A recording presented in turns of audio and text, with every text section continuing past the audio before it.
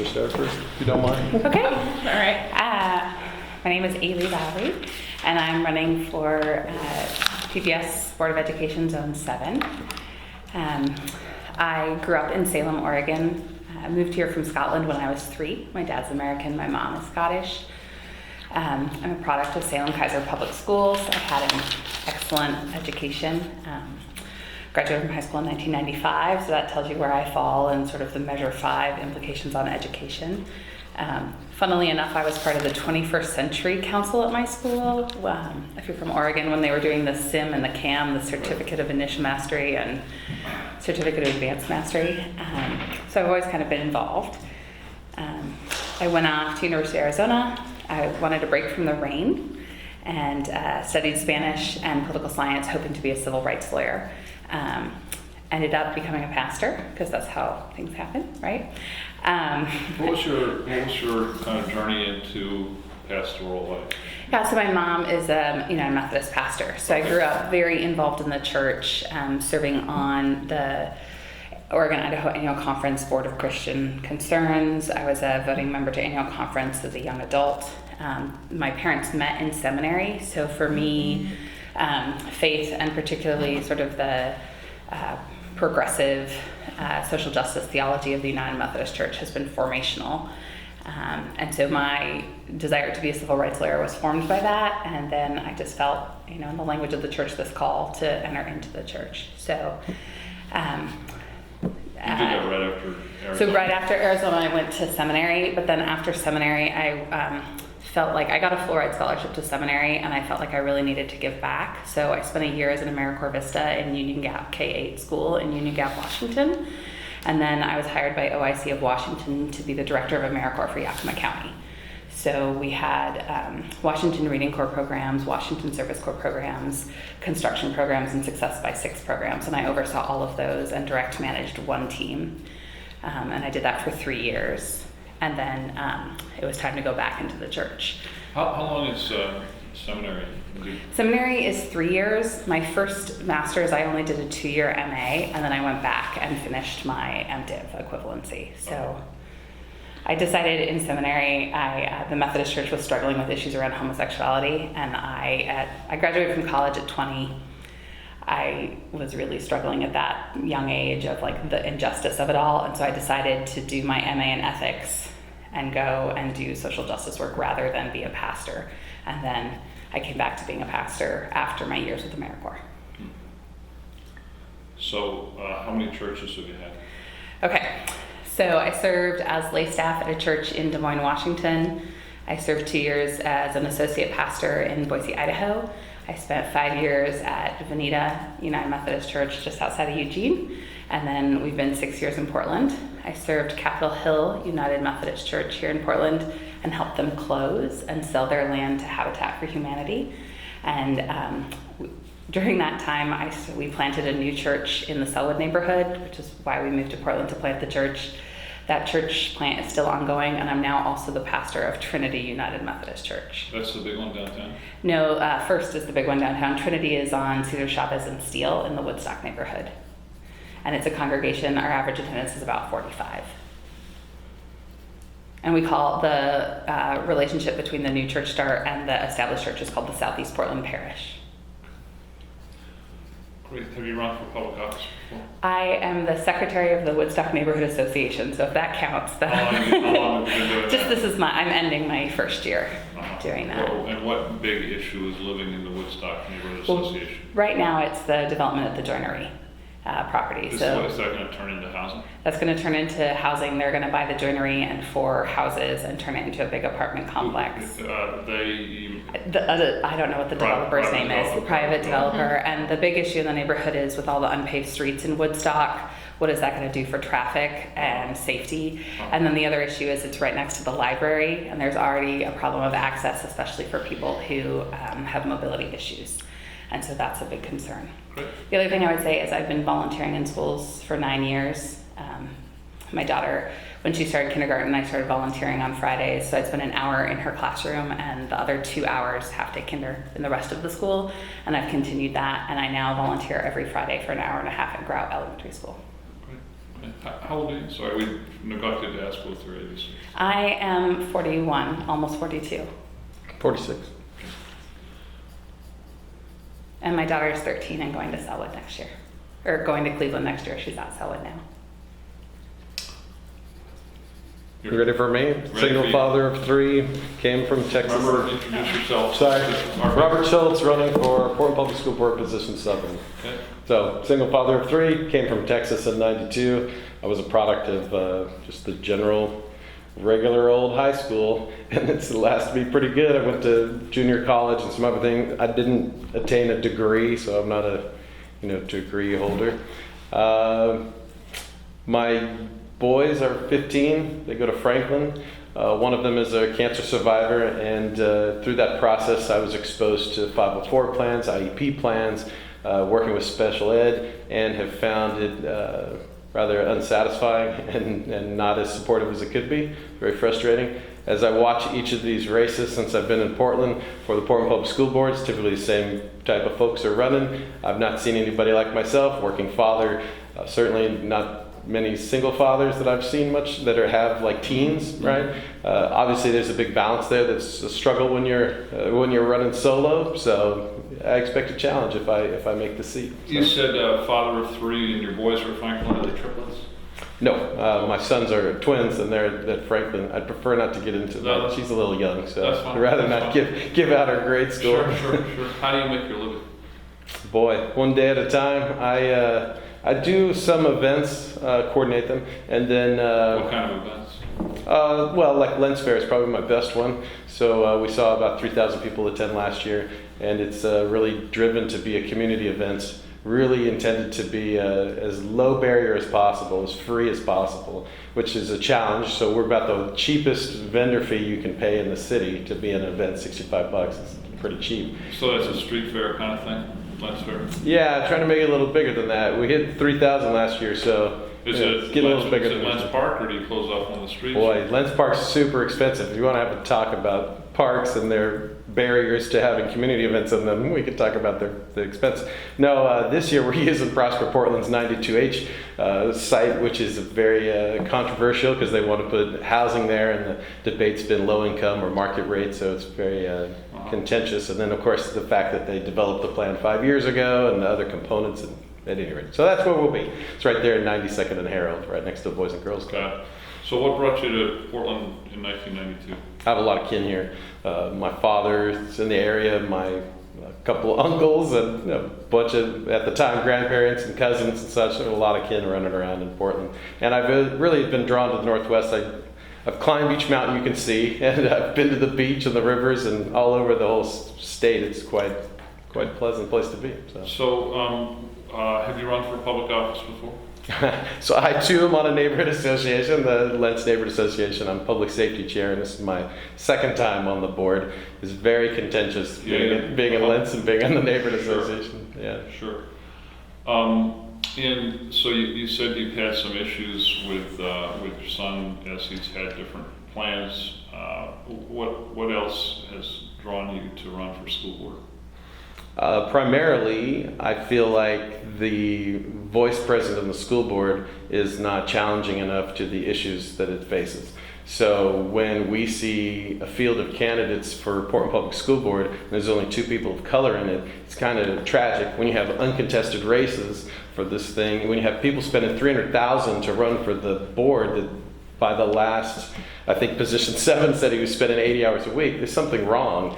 And I don't think it's being done right. I don't think people are being challenged appropriately. I don't think that things are being exposed to the general public properly. I think there's just a lot of issues that are not being attended to. And frankly, not to double down on this, but it's the same old, same old. A lot of the folks who run for Portland Public School are very connected in the backside of things. And you see these big major endorsements. Like, there's a reason for that stuff that's beyond just, we have a good candidate for Portland Public School Board. And I'm not a fan of business as usual, so. Can I ask you, who did you vote for president in the last election?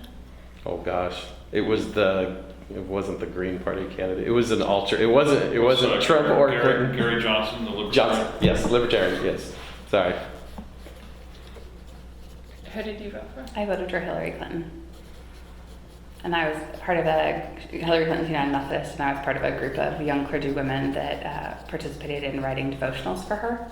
And there was actually a book published post-election with the collected devotionals. And unfortunately, the pastor who oversaw that plagiarized, so the book was taken out of publication. But all of the pastors, the female pastors who'd written the devotionals, were all cleared of plagiarism. I got a lovely little email saying, "We have researched your writing." Wow. Yeah, but I have a copy, so it's like even more rare now, right? So, That is the funny story. Yes. How appropriate for that election. Yes. So, Portland Public Schools, both of us have covered it as reporters. It's a sprawling organization, as you both know. It educates more than 50,000 students. It employs thousands of adults. Its budget is more than $500 million a year. So what experience do you bring that would qualify you to oversee such a massive and massively important organization? So I think going back to that AmeriCorps experience of managing teams, managing budgets, working with grant writing, dealing with federal regulations that were the requirements for those grants, all of that piece of administration, those 3 years working for AmeriCorps. And then being a pastor is being a jack of all trades, or Jill of all trades. So right now, the big task I'm dealing with is we have a lot of user groups in our building, and we ask them for a donation to cover like the cost of insurance and the heat. And I've spent the last 3 months updating this fall, 3 months updating all of the user agreements because they hadn't been updated in 12 or 6 years. And then nobody in the church has ever ensured that what we've asked people to donate is what they're actually donating. So we've had some user groups that have been in our building that haven't donated anything in like 4 or 5 years. And so we need to have conversations with those groups. So it's things like following the details, checking up on, are people doing what they actually say, managing all of that, coordinating schedules, overseeing those kinds of things. And I think one of the best gifts of being a pastor as part of my job is asking people hard questions. I'm in spaces where people are really raw or where people are struggling. I'm also trying to hold accountable an organization that's dying and that's volunteer run, so it's constantly pulled in different directions by different agendas. So it's sort of having a clear vision and not being necessarily the dictator of that, but asking people and navigating how do we get to a shared destination with competing visions, competing agendas. So I think those pieces, and then the fact that I volunteered in schools for so long. I've served on the Citizens Budget Review Committee for Portland Public Schools, so have worked with the budget. Our goal, the 2 years I was on CBRC, the thing I'm most proud of that we did was we created a one sheet to try to better explain the budget to the public, so there was more transparency and accountability around PPS's budget. I also served for a year on the principal interview team, so interviewing principals is for the HR program, so hearing about different schools, talking about restorative justice, seeing how principals, mostly vice principals, are interviewing for principal positions, so hearing their stories. And like I said, I've been PTA board, I'm the current president of the foundation at Selwood Middle School. So it's all of that like on the ground volunteer experience as well. I think gives me what I need to understand at least an aspect of Portland Public Schools. And I think that ability to be curious and ask questions. Last year I got really mad about the changes to the middle school schedule. And so I started asking questions, and I would go to someone and say, okay, why is this happening? And they'd say, because of X. So I would say, well, where does X originate? And they say, we don't know. So then I would hunt down who knew where X came from. Like, Are you talking about number of classes? Right, Or so- number of periods in the day? yeah, so what happened last year was the district added PE and health as part of the health mandate. But the way they rolled it out impacted students' elective choice, and especially around music and arts, especially for kids in dual language or in academic support.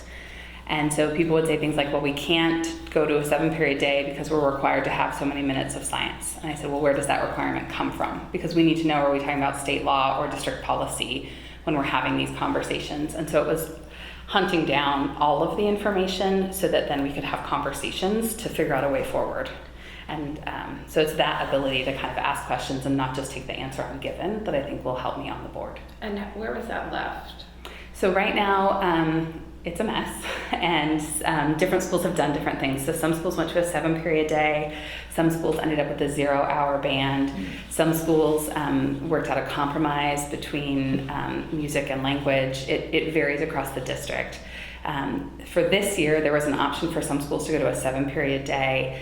Some schools stayed at 6. Selwood Middle School had a community meeting with teachers and parents to try to decide what we would like to do given all of the factors. And I know middle school is something that's close to my heart. It is such a formative time as far as identity. And I think if kids start to get the message that school is boring or not for them at middle school, that highly impacts our high school graduation rates.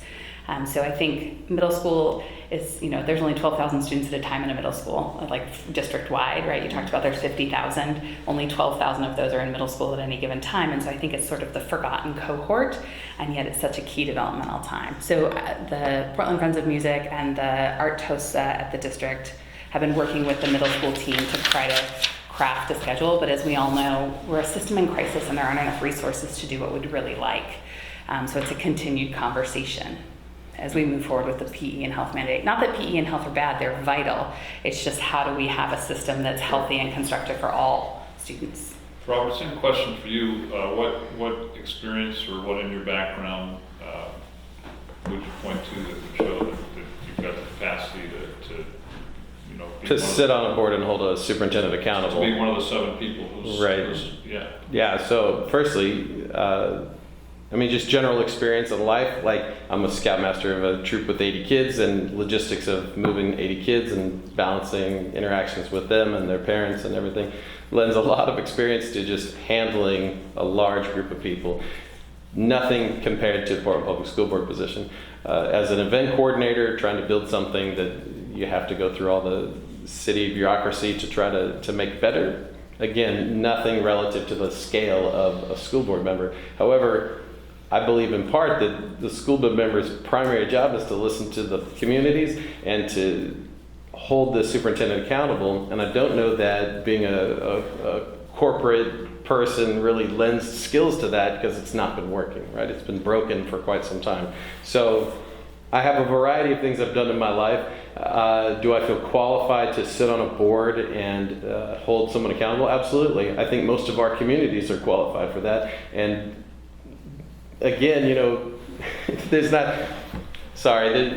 the system that we live in Portland is I was just recently told this, you should join the Democratic Party. They have a big machine that'll get you into office. So I think that oftentimes that we're sacrificing the actual functionality of a board member to this big machine of politics that we're feeding and isn't producing anything, right? That's my biggest frustration with the school board. And I'm sorry I'm not as well spoken. I'm just a regular dad and doing my regular thing.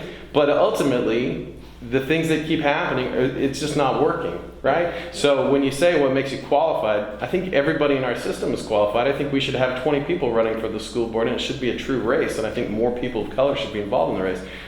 So I wouldn't have stepped up if I didn't think I had something to offer. And to articulate that is a little challenging for me, because this is not my normal thing. I'm not a politician. It's not something I've ever aspired to be a politician. I've never built the framework of connections to be a politician. It's nothing I've ever done. Yep. So with that, I feel like having that other voice present will help change this system. So have you, in addition to being scoutmaster for 80 kids is a big and sprawling responsibility, and so Sure. You've been in touch with a lot of families. Have you volunteered in your children's schools or been involved in other civic committees or Absolutely. groups? So, East Portland Action Plan, I was in their operations committee. I am on their operations committee. We just recently worked to hire somebody. It's a lengthy process, the city process for hiring staff. If you've ever looked at it, it's very bulky. The end product, again, is something that I question because of the generic nature of some of the Q&A that happens with those candidates. But at any rate, as far as volunteering in schools, I have, as time permits, when you're solo and when you work for a living, it's a little challenging to break off time to go and sit in school boards in school rooms. I've been a bunch. I go every Thursday to my daughter's school and do some stuff there. I don't know. I'm sorry I don't have a great answer for you. But yes, I have been involved in their schooling, but I mean, probably not to the degree that the pastor has. Okay, we'll let you go first on the next question. All right. If you were to be elected, what would the issue be that you would want to really focus your energy on, or try and focus the entire board and the staff on? Yeah, Sam. I mean, there are a bunch of issues, right? But if you could give us your top priority. Yeah, I got it. So Sam Thompson recently talked about his 2-year-old and his fear about the pipeline from preschool to prison for black youth. And it was appalling. It's aggravating. And I think that, for me, would be the number one thing to really bite into is how do we help someone like Sam Thompson recognize that he shouldn't fear for his child's future just because of the color of their skin, his skin. It's tragic, and for me, that'd be the number one thing. And I think that, Ms. Clark and Ms. DePass are phenomenal candidates to speak to that more effectively, and I think people need to be there to support them. And when you ask about what issue, that's, I guess, for me, become my primary issue. Okay. And is there something you think the district should be doing on that? Absolutely. The district is not. 1,000 things. I just mentioned this recently. Why aren't we inviting black pastors to come into kindergarten rooms to read to the kids? Why aren't we incorporating ex-cons that have turned their life around from the black community to come back and talk to youth at the preschool level? This notion that we wait till they're in middle school to deal with them is catching them too late, when you have literally a strategy from prisons to project who they're going to incarcerate based on their third grade scores for reading. So it's a big deal to me. And I think there's 1,000 things we could do. And number one is to start listening to the black community more intently, and to let them speak for themselves, and to just support that voice. Can I ask you something on the subject of kind of racial justice? Rumors kind of run wild around neighborhood associations. Have you ever attended a meeting or gone to a rally for the Proud Boys or Patriot Prayer? God, no. And it's a little insulting that you would put that on me. Absolutely not.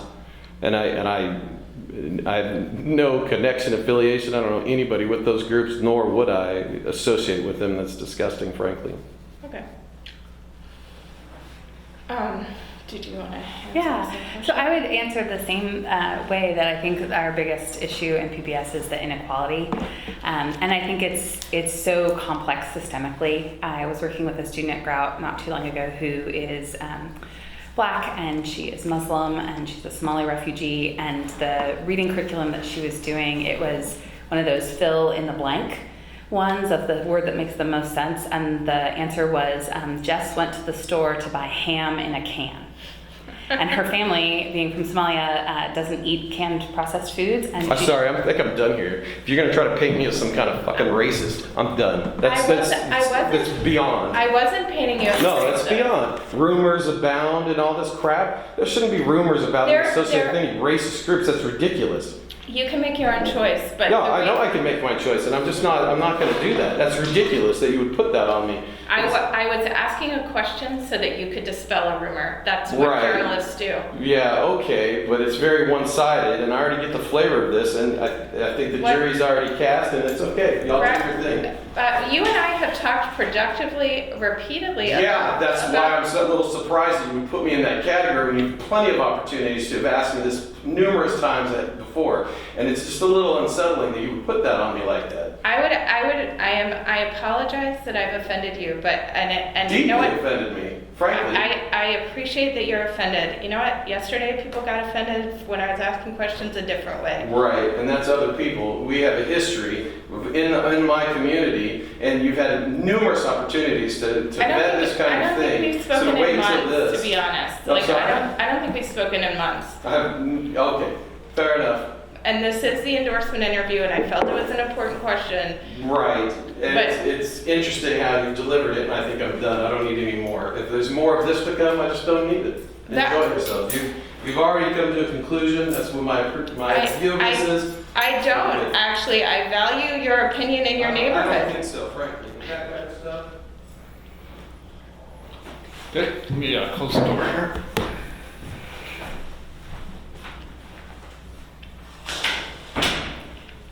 Would you like to continue? Yes, we would. Sorry about that. No, that's okay.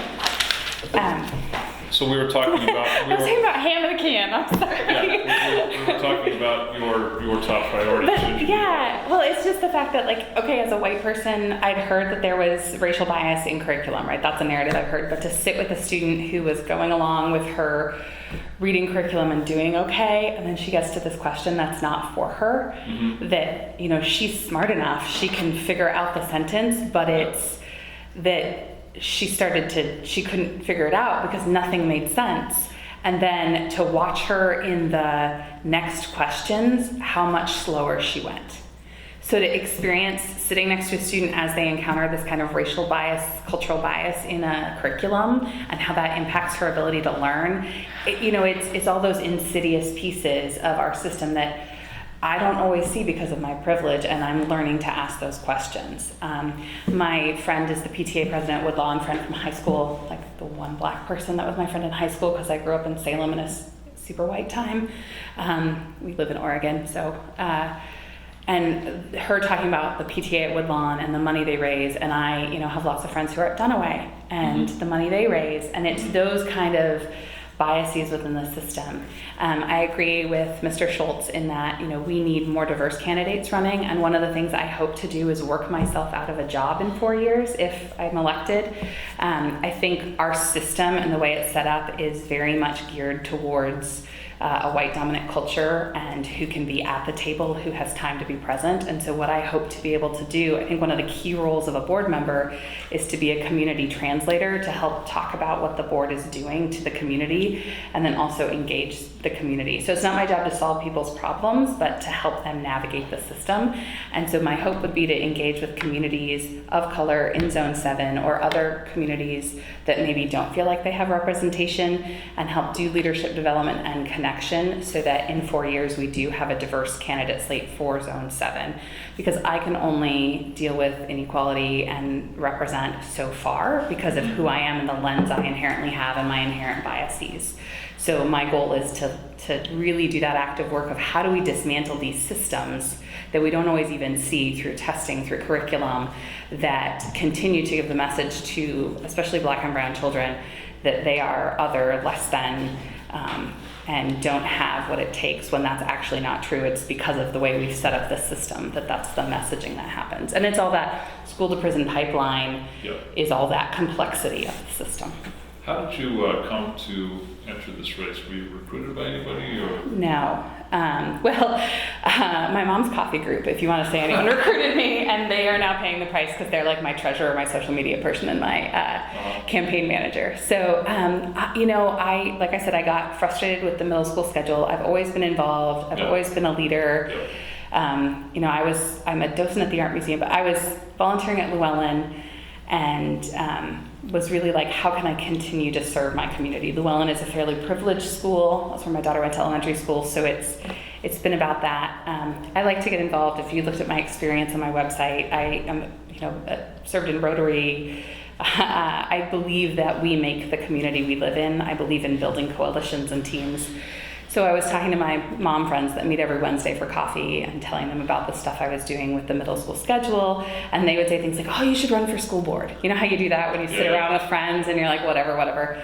Well, then like in December of this year, it started to get more real. And I was hearing rumblings that Mike might not run again. And just through talking to my friends, that became more like, okay, maybe this is a real thing. And I started... Did you talk to Mike before you got in the race? I did. What advice did he give? Mike gave me advice about the time commitment. He gave me advice about how hard it is when you kind of, get vilified.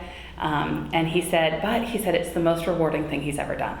Well, so when you sit through a school board meeting and you consider the size and complexity of the district and how easy it is for staff to present you with one version of reality or not to present you with some very important issue, how do you anticipate, should you be elected, being able to really get under the hood and figure out what's really going on and what are the questions you should be asking?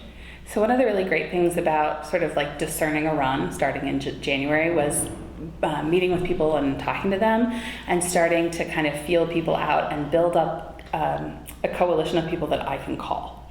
when something comes up, I always feel like it's good to hear different sides of the story. That's something I've learned in churches, is someone will come up to you with some sort of history or issue, and often there's more than what they're saying. So finding those people that I just met with Seth, who's the principal at Woodstock, and so one thing I said, after talking to him about his school, are there things, like if something comes up with dual language immersion and I have a question as a board member, can I call you in the future and ask questions about this? And the same thing, the principal at Whitman, she's unfortunately leaving our district. She's phenomenal. She's leaving our district to go to North Clackamas. But the things she's done with her student population, and I said, even though you're going to be in North Clackamas, can I call you next year if I have questions about these specific things? And she said yes. So part of it is finding some of those people as I do the work of going into the community, of listening, of asking questions. It was fascinating. I did the endorsement interview with the AFL-CIO, and to talk to some of those heads of trade organizations about CTE.